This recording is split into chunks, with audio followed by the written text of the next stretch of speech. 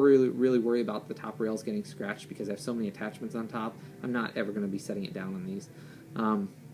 But they just add a little bit of something to it. It kind of matches the side patterns because you got foliage green, black, foliage green. It kind of looks like gray, actually. Gray, black, gray, black, gray, black. And it continues on and just kind of pulls the whole gun together. Continuing on, next thing is why I was explaining why I have a gap in between the rail here is you'll notice I've attached here a UTG grip. This is one of their new ergo grips. I think I got it on Amazon for like $10. The actual grip itself has been phenomenal.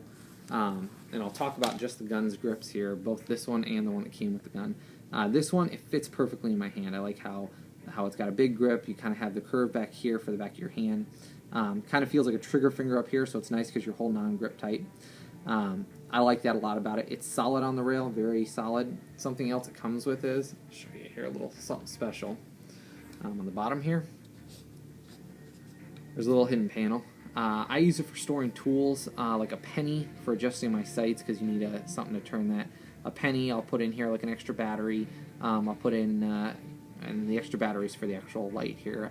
Uses CR123 batteries, but that's another thing. I'll put some batteries in here, tool, penny, and that way I have actually gear that if I'm out hunting or I'm doing something with it that I want to have it actually with me, it's all right in one spot. It snaps into place. It doesn't come out. It's also waterproof. I know you're thinking here this isn't waterproof, but it's actually because if you look down in here, see how this extends beyond? So when you're pushing that in, it's sealing up the whole tube, and then it seals in. It's got a bit of rubberized coating over it so that the whole thing is rubberized so it feels real nice in your hand. Again, that's a UTG Ergo grip. The next thing here you have on here is obviously with the River Arms LAR 15. It comes with an Ergo grip from, I'm trying to think of the name of it now. It doesn't say on it. Anyhow, it just automatically comes with the Ergo grip. You can see it's a separate attachment here. See how it moves. You can take it off, but I absolutely love it. It fits great in my hand. It's very comfortable. Matches a lot the front grip, how it's got the rubberized look to them both. And they feel both very solid in your hand. My hand's a little bit of a thinner hand. It's not a huge, I don't have big fingers, so the thing is it fits very nice because it doesn't have those deep finger wells where you feel like you're awkwardly having to stick them in the holes. So if you have a really small hand, you could be holding it up here. I take up the whole grip, but the nice thing is it actually fits perfectly in the lines right here. It also has the winter trigger guard here, so if you use this out in the winter or you're hunting something, you have gloves on, it does have the nice winter trigger guard, which a lot of the rifles don't. You have to pay extra for it. And like I said, the package that Rock River has is an incredible. The LAR 15 Operator 2 series. It's the Operator 2, Elite Operator 2 that this actual gun is. Absolutely love it. And like I said, things like that actually make it very nice. You'll notice in here, I kind of pulled this out already, but this is a chrome bolt carrier, which I need to clean because I just got back from the range. But you can see it's chromed and everything. Moves very nice. You just pop her out, pop her in, you're good to go. Automatically, obviously, comes with the dust cover. Some people like it, some people don't. Mostly it's used in the military when you're out in the sand and desert and things like that, or if you're crawling around in brush, but most of us aren't going to need it. I like it just because it's something to have on the rifle, just something extra that looks nice. Continuing on down the rifle, I'm going to snap this back up here. And if you did hear that, kind of going back, just switch back, it does snap in place if you heard that. It snaps down when I pull it down, but then when I also come up, you'll notice there's two little prongs right here. There's two prongs in the metal piece too. You push it up, and then you have to snap it in. And then you'll hear it snap in, and it's not going anywhere. So that's why I said, you're getting a very nice piece of equipment right there. I would definitely recommend it to anybody that is looking for something like that. Continuing on down, we'll go back here to the grip here now. I explained about the grip. If you have questions about it, let me ask. Here's the big thing. You'll notice I left a gap on both sides of the rail. I left it on the other side as well just to match. I like everything to look very complete, I guess I could say, very stuck together. The reason I left that is I ran, if you'll notice here, this is a Streamlight TLR 1S strobe. It's got the strobe feature. It's 180 lumens. Very extremely bright. I would never need anything brighter than that. even in broad daylight, this thing will blind you. My wife did it to me once just so I could see what it felt like, and I couldn't see anything for quite a few seconds. And she only did it for like a quarter of a second. I mean, if you, seriously, somebody's coming at you, you flash that thing at them, they're not going to be able to see a dang thing. They're going to be completely blinded. At night, it would be even worse. She did it during the day.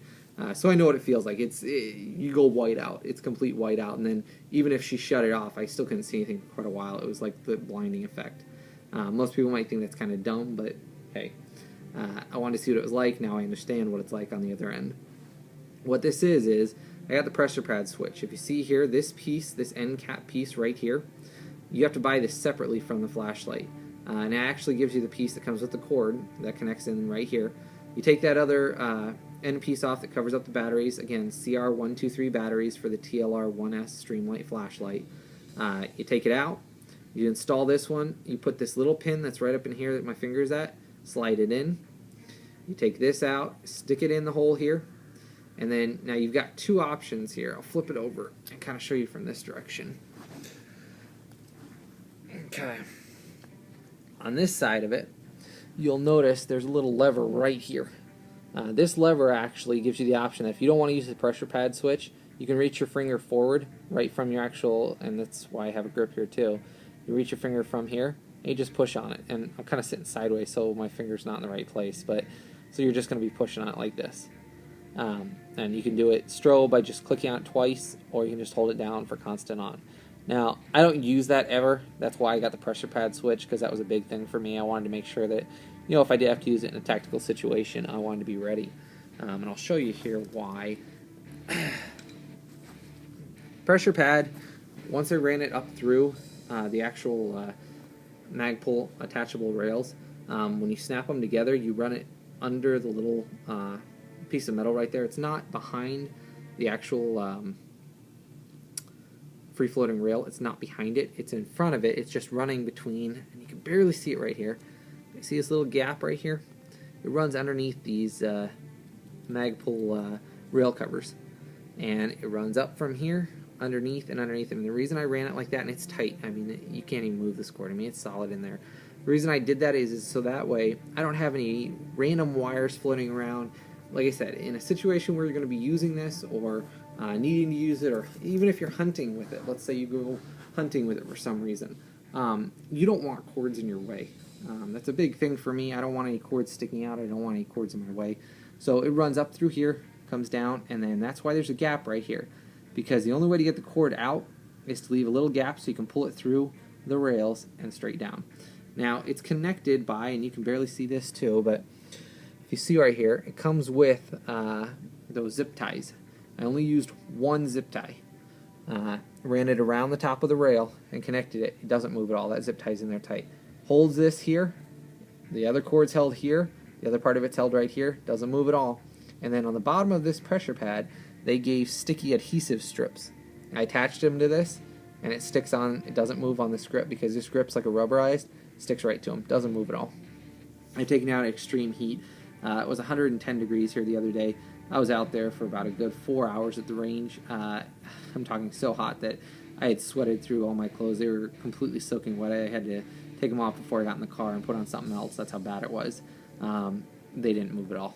Once they were stuck on there, they're stuck. The pressure pad's very nice because you can tap it. I'll just kind of show you here. Here's the business end of it. When I tap it, if you'll see here, very bright. I'm not wanting to break the camera lens because they say it can damage your camera lens, but I'll just kind of show you here. If I do strobe here, that's your strobe for you. Now, that doesn't even give you a quarter of the brightness because obviously it's a camera, not somebody's eye. So it loses some of the resolution anyways. But that's simply if I tap it twice in a row and within 1 second, so 1, 2, hold on, 1, 2, that's it. And it just strobes. If I just want constant on, obviously just press it. Or if you just want to do your own strobe, you can just keep pressing it on, off, on, off, on, off, on, off, on, off. But that pressure switch, I would definitely suggest if you're going to get a tactical flashlight, get the pressure pad with it. TLR1S, like I said, I've had all this equipment on it while I've gone to the range, and I've gone numerous times. Like I said, 2,500 rounds to this gun already. This tactical light's been out the whole time. I've had absolutely no problems with it. The recoil it sustained, the actual lens, if you notice, out